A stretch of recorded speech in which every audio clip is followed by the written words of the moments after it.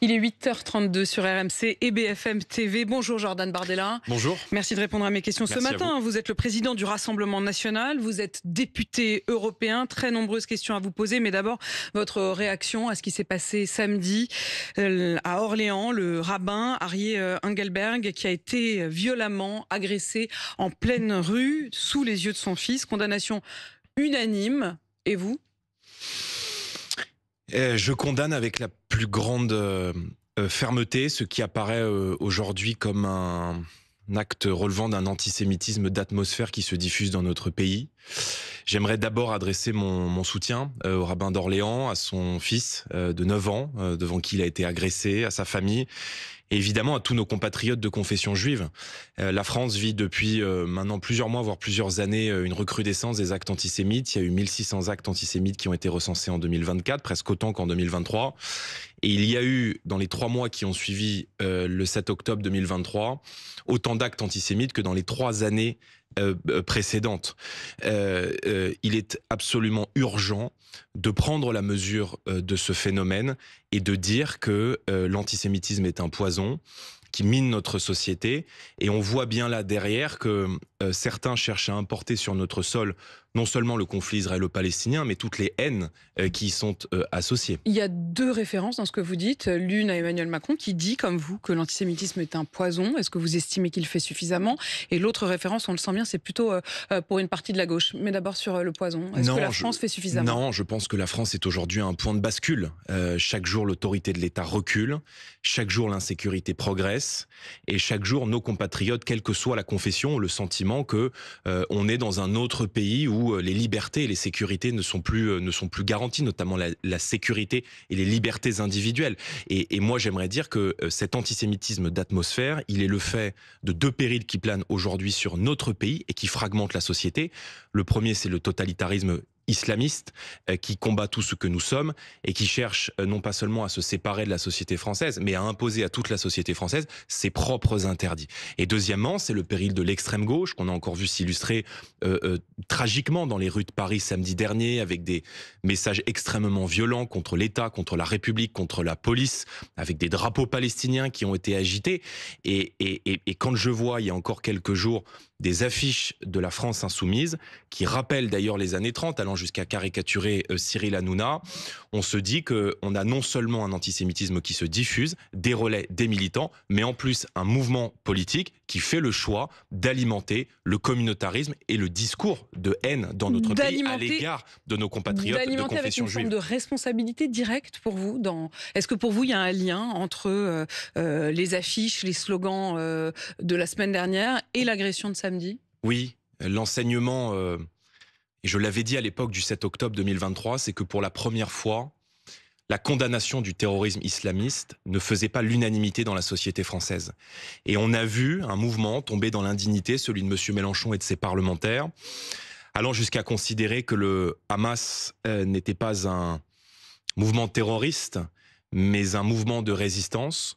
Quand on voit que la France insoumise épouse toutes les revendications politico-religieuses qui sont aujourd'hui celles des fondamentalistes, quand on voit cette affiche, encore une fois, ces caricatures qui ont été faites, notamment d'un animateur télé de Cyril Hanouna, on est dans un antisémitisme qui n'est pas seulement décomplexé, mais qui est assumé, qui est revendiqué, dans le but espéré, je mets des guillemets, d'aller flatter un électorat sensible à la thématique de l'islam et sensible au conflit israélo-palestinien. Donc c'est un enjeu de civilisation en réalité. Et en même temps, pour le RN, est-ce que l'antisémitisme c'est vraiment grave ou c'est juste moyen grave? Pourquoi vous dites cela? Je vous pose la question parce qu'en 2015, après que Jean-Marie Le Pen ait redit ses propos sur le point de détail des chambres de gaz, Marine Le Pen a rompu avec lui. Il avait été expulsé du RN par Marine Le Pen. Elle avait dit que c'était une décision douloureuse, mais elle l'avait fait. Et depuis, elle regrette. Elle dit « Je ne me le pardonnerai jamais. Jusqu'à la fin de mon existence, je me poserai toujours la question, est-ce que j'aurais pu faire autrement ?» Est-ce que ça veut dire que finalement, c'était pas si grave ce qu'il avait dit Jean-Marie Le Pen? Non, ça veut dire que lorsque une fille parle de son père et que son père est décédé il y a quelques jours, les mots qu'elle utilise sont des mots personnels et non plus des mots politiques. Je crois que Marine Le Pen a toujours été, et personne ne peut lui en faire le reproche, irréprochable sur ce sujet, allant jusqu'à rompre avec son propre père sur le plan politique. Et pendant de très nombreuses années, vous le savez, sur le plan avant de le regretter personnel. Non mais une fille peut regretter de ne pas avoir parlé à son père pendant plusieurs années, mais en tout cas la chef politique qu'elle a toujours été extrêmement courageuse, elle a toujours pris ses responsabilités et permettez-moi de vous rappeler que dans quelques heures, dans quelques jours, je m'envolerai pour Israël où je suis invité à intervenir sur cette grande cause qui doit nous unir, qui est la lutte contre l'antisémitisme, à l'invitation du gouvernement de l'État d'Israël.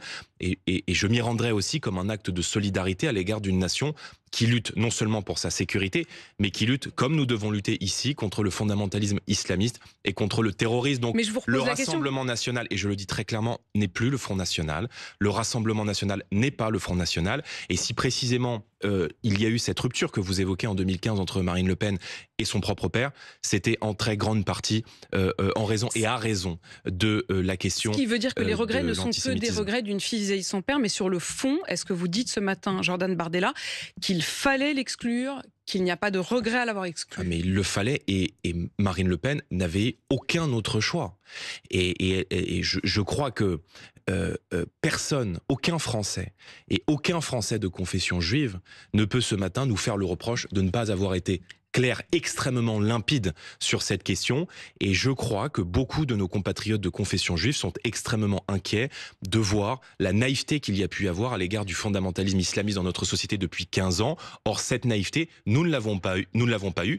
Et le temps n'est plus aujourd'hui aux demi-mesures. Il est aux mesures claires, courageuses, fortes. Et pour mettre nos compatriotes de confession juive à l'abri des violences et à l'abri de l'insécurité, comme tous les Français, il faut lutter et mener une guerre totale aux islamistes et à l'islamisme, que ce soit en France, en Europe ou partout dans le monde. Vous dites, Jordan Bardella, que vous partirez effectivement en Israël demain, à l'invitation d'un des membres du gouvernement. Vous dites également que le RN d'aujourd'hui n'est plus le FN d'hier. Je recevais ce matin le représentant des institutions juives de France, le président du CRIF, Yonatan Arfi. Je l'invitais évidemment pour réagir à ce qui s'était passé samedi, mais je lui ai aussi posé la question de votre voyage. Et il a pour le moins, au minimum, une certaine prudence, voire même méfiance. C'est son mot. Écoutez. Cette invitation, elle est le fait d'Israël, qui fait ses propres choix politiques. Elle n'engage pas les institutions juives de France, et je veux le dire, car la position historique des institutions juives de France, et du CRIF en particulier, a toujours été une méfiance. Nous considérons que face à l'antisémitisme, une mue peut s'opérer, mais pour ça, il faut qu'elle soit discrète et complète. Aujourd'hui, on sent bien que ce sujet est instrumentalisé pour mettre en scène un rassemblement national nouveau dans une stratégie de conquête du pouvoir. Je considère que l'antisémitisme ne peut pas être instrumentalisé politiquement. Vous instrumentalisez l'antisémitisme? Mais monsieur Arfi fait de la politique. Et vous en faites pas? Voilà. Vous n'en faites pas, vous? Mais en l'occurrence, c'est moi qui suis invité dans quelques heures en Israël. Mais vous faites pas de la politique? Et croyez-moi, il y a beaucoup de nos compatriotes de confession juive qui considèrent que les propos de monsieur Arfi sont des propos politiques, politisés, qui font fi de la réalité de ce qui est en train de se passer en France. Croyez-moi, il y a beaucoup de nos compatriotes de confession juive qui, en 2024, ont porté leur suffrage et ont porté leur confiance mais vous faites pas de sur politique. Le Rassemblement national. Je ne fais pas de politique, j'ai toujours été, en tout cas sur ce sujet, je ne cherche pas à instrumentaliser tel ou tel drame. Moi, j'ai toujours été très clair sur ce sujet. J'ai toujours été très clair sur les menaces qui visaient aujourd'hui la communauté juive de France. Permettez-moi de vous rappeler que lorsqu'il y a eu les atrocités commises le 7 octobre 2023, nous étions à la marche à Paris contre l'antisémitisme avec Marine Le Pen, avec les députés du Rassemblement national. Et l'accueil, je dirais bienveillant, je ne sais pas si c'est le mot, mais en tout cas chaleureux que nous avons reçu de la part de nos compatriotes, pour moi veut dire beaucoup. Et pour moi, se suffit à lui-même. Il est vital de ne pas oublier ce qui s'est passé le 7 octobre. 2023, et si je me rends en Israël aussi, c'est pour dire que face à la montée du terrorisme, face à la barbarie islamiste, nous devons être unis. Le 7 octobre et les 1200 morts civils essentiellement qui ont été, je dirais, laissés par la barbarie du Hamas. Il y avait 42 de nos compatriotes, 42 Français, 1200 morts en Israël, c'est l'équivalent de 8500 morts rapportés à la population française. C'est-à-dire que dans le même jour, Israël a vécu à la fois son 11 septembre et son Bataclan. Et donc je crois que le devoir de la France est non seulement de dialoguer avec Israël, mais d'entretenir des liens étroits sur le plan diplomatique, économique et sécuritaire avec toutes les nations du monde qui luttent pour leur sécurité et qui luttent contre le terrorisme islamiste. Le reste, si vous voulez, c'est de la politique politicienne. Je pense, mais vous peut-être entendre à tort, malaise. Moi, ce qui me met mal à l'aise, c'est que... Parce que certes, vous avez changé de nom, mais c'est le parti de Jean-Marie Le Pen. Vous-même, vous aviez eu du mal, je me souviens, vous avoir interrogé plusieurs fois. Vous aviez eu du mal au départ à dire de Jean-Marie Le Pen qu'il était antisémite. Vous aviez fini par le dire, mais reconnaissez qu'il y avait un malaise. Non, mais Jean-Marie Le Pen est le père de Marine Le Pen. Vous connaissez l'état de ma loyauté. Mais... Non, il n'y a aucun mélange. À quel moment... Qu'est-ce que vous avez à me reprocher sur ce sujet ou sur cette question? Je vous parle du malaise. Mais je n'ai aucun malaise dont se fait lui-même l'écho Jonathan Arfi. Moi, mon malaise, il vient de ces insoumis à l'Assemblée nationale, du fait qu'ils soufflent sur les braises de l'antisémitisme, et qu'il y a encore quelques mois, aux élections législatives, Gabriel Attal et Emmanuel Macron ont retiré leurs candidats pour appeler à voter pour des candidats ouvertement antisémites lors des élections législatives. Il vient de là mon malaise. Et croyez-moi, j'ai toujours été extrêmement clair sur ce sujet. Et si je suis invité dans quelques jours par le gouvernement de l'État d'Israël, pour me rendre aussi en partie sur les lieux qui ont été attaqués par le Hamas le 7 octobre 2023. C'est aussi la reconnaissance du rôle qui est désormais le nôtre sur l'échiquier français, sur l'échiquier européen et sur le fait que nous apparaissons aujourd'hui comme un partenaire potentiel demain dans la lutte contre le terrorisme, dans la mesure où nous sommes perçus, y compris depuis l'étranger, comme un successeur possible à l'ère Macron. Jordan Bardella, la loi sur le narcotrafic sera portée au vote demain par l'Assemblée nationale. Est-ce que le RN la votera ? Nous votons une partie, évidemment, une très grande partie de ces propositions. Ces propositions, elles vont en grande partie dans le bon sens. Ce sont des mesures qui visent à simplifier les procédures d'enquête, à isoler notamment les détenus. Moi, je pense que le narcotrafic est en train de gangréner aujourd'hui une partie considérable du territoire français. La France est en train de devenir un narco-État, une narco-république avec des bandes de plus en plus avec de armées, la corruption, avec un État fragile, avec peut-être de la corruption au niveau local et au niveau de certaines municipalités qui par clientélisme ferment les yeux. Et face au narcotrafic, moi j'ai toujours été partisan d'une guerre totale. Encore une fois, je le disais tout à l'heure, la France est à un point de bascule. Et soit la France se réveille, et soit la France s'engage dans un sursaut sécuritaire et pénal, que cette loi soit passe. Certains de nos territoires seront submergés. Vous souhaitez que cette loi passe? Oui, et nous avons soutenu d'ailleurs beaucoup de ces amendements. Nous avons émis des réserves sur l'un de ces articles qui prévoit notamment l'accès à des messageries cryptées, parce que nous sommes aussi les défenseurs des libertés publiques. Et je crois que ça pourrait être aussi la porte ouverte à certaines dérives. Vous savez, moi, quand ça va dans le bon sens, je fais pas de politique. Et vous rappeliez tout à l'heure l'histoire du Rassemblement national. Je me permets de vous rappeler que le sectarisme, nous n'avons fait que le subir. À partir du moment où une mesure va dans l'intérêt du pays, dans l'intérêt des Français, quel que soit son auteur, nous la votons parce que nous avons au cœur l'intérêt du pays et l'intérêt des Français. La question des étrangers qui seraient mis hors des prisons pour poursuivre leur peine, c'est l'une des préconisations de Gérald Darmanin. Ça vous fait rigoler? Oui, ça me fait rigoler parce que le mandat d'Emmanuel Macron se termine dans 2 ans. Et depuis maintenant 7 ans, on nous combat avec une très grande virulence, une très grande violence, y compris sur le fond des mesures que nous proposons.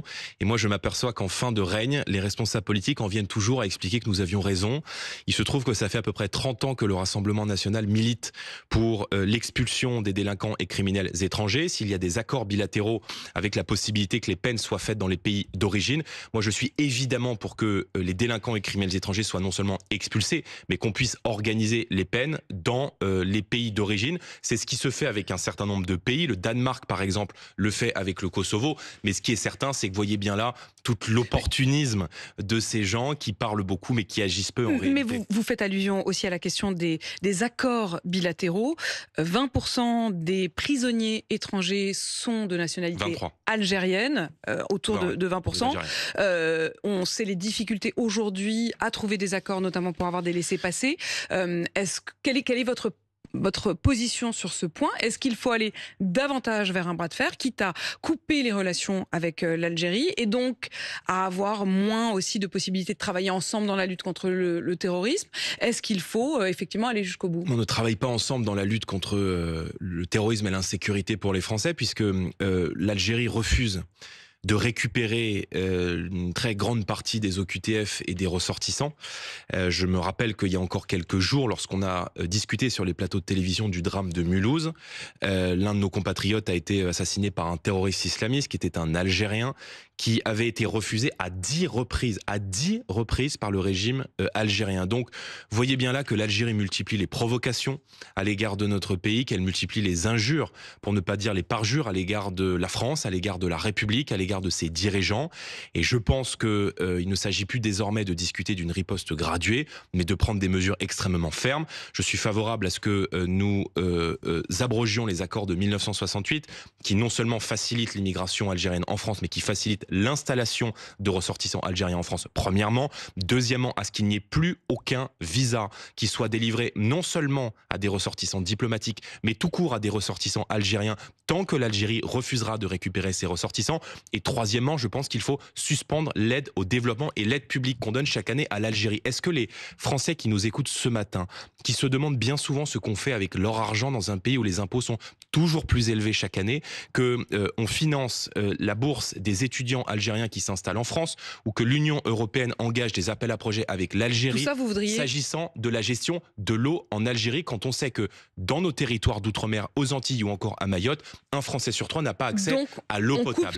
Donc il faut non seulement suspendre les visas, mais il faut fermer à la fois le robinet de l'immigration et également le robinet des subventions, et accessoirement empêcher les dirigeants algériens de venir se faire soigner en France tant qu'ils refuseront toute coopération avec la France. Il faut que l'Algérie comprenne que nous ne sommes pas sous sa tutelle, nous lui avons donné son indépendance, elle doit maintenant nous donner la nôtre. Jordan Bardella, officiellement le conclave sur les retraites se poursuit, mais il n'y aura pas de retour de la retraite à 62 ans. Voilà ce qu'a dit François Bayrou. Vous continuerez à le soutenir, vous continuerez à soutenir le gouvernement François Bayrou, ou est-ce que vous pourriez le censurer? Nous pourrions parfaitement le censurer, parce qu'en réalité, ce gouvernement, c'est beaucoup de bruit et très peu d'actes. Et les grands sujets quotidiens des Français, qu'il s'agisse du pouvoir d'achat, de l'insécurité ou du contrôle de l'immigration, ne sont pas réglés. On entend les annonces, les opérations de communication du ministre de l'Intérieur.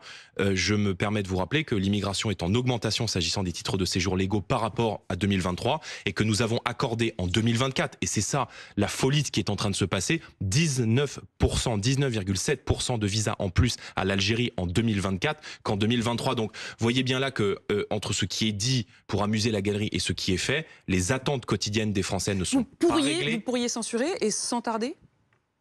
Où on pourrait censurer, évidemment, sans tarder. Je veux dire, à partir du moment où il ne se passe rien, les urgences quotidiennes des Français ne sont pas traitées. Nous avons obtenu, dans le cadre du budget de l'État, un certain nombre de victoires qui sont des victoires idéologiques, mais qui sont surtout des victoires concrètes pour les Français. Si au mois de janvier, 24 millions de Français ont reçu un mail leur indiquant que leur facture d'électricité allait baisser de 15%, c'est grâce au Rassemblement national et c'est grâce aux concessions que nous avons obtenues dans le cadre de la première censure. Donc nous ne sommes pas au pouvoir, nous sommes peut-être dans une marche intermédiaire, nous allons continuer de nous battre, et moi je continue à réclamer une dissolution à l'automne, parce que je pense que rien de sain ne peut émerger de ce paysage politique, et que précisément notre devoir, c'est de nous tenir prêts, et le devoir des Français sera de choisir au moment où il le faudra. Et c'est ma question, est-ce que vous êtes prêts? C'est mon devoir de l'être, et nous travaillons est-ce que vous activement êtes prêt, pour nous y préparer. Jordan Bardella? Chaque jour qui passe, je m'y prépare, oui. Vous vous y préparez aussi parce que potentiellement la semaine prochaine, c'est vous qui devrez reprendre le flambeau de la présidentielle? Je vais préciser pour pas qu'il y ait d'ambiguïté. Je parlais des élections, de potentielles élections législatives et d'une potentielle victoire en cas d'élection législative. Vous faites référence au verdict la semaine du procès, prochaine, verdict dans le procès des assistants parlementaires. Marine Le Pen qui pourrait se voir interdite de se représenter. Dans ce cas-là, c'est vous qui serez candidat. Marine Le Pen ne sera pas inéligible parce que Marine Le Pen est totalement innocente des faits qui lui sont reprochés, et cela me paraîtrait invraisemblable à moi comme à des millions de Français que une candidate qui a été 3 fois candidate à l'élection présidentielle, qui est aujourd'hui dans les sondages qui sont faits donnés au second tour, puisse être empêchée de se présenter pour ce qui ne relève ni d'emploi fictif, ni d'enrichissement personnel, mais d'un désaccord administratif sur la façon dont travaillent des assistants parlementaires au sein du Parlement européen. Vous ne voulez pas y croire, mais j'imagine que vous avez quand même été obligé de penser à ce scénario. Vous en avez parlé tous les deux. Je ne me mets pas dans cette hypothèse. Vous ne vous mettez pas dans ce scénario? Je ne me mets pas dans ce scénario, ni dans cette hypothèse. Et s'il devait y avoir une décision qui est contraire à ce que nous croyons être notre bonne foi et notre sincérité, alors il y aura un appel s'agissant de l'exécution provisoire. Permettez-moi de vous rappeler que même les pires adversaires politique de Marine Le Pen, à commencer par le ministre de la Justice, qui n'était pas ministre de la Justice au moment où il a tenu ses propos, M. Darmanin, a indiqué que le combat contre nous devait se faire, je le cite, sur le terrain politique et pas sur le terrain judiciaire. C'est effectivement ce qu'avait dit donc Gérald Darmanin. Merci Jordan Bardella d'avoir répondu à mes questions ce matin, président du Rassemblement national et député européen.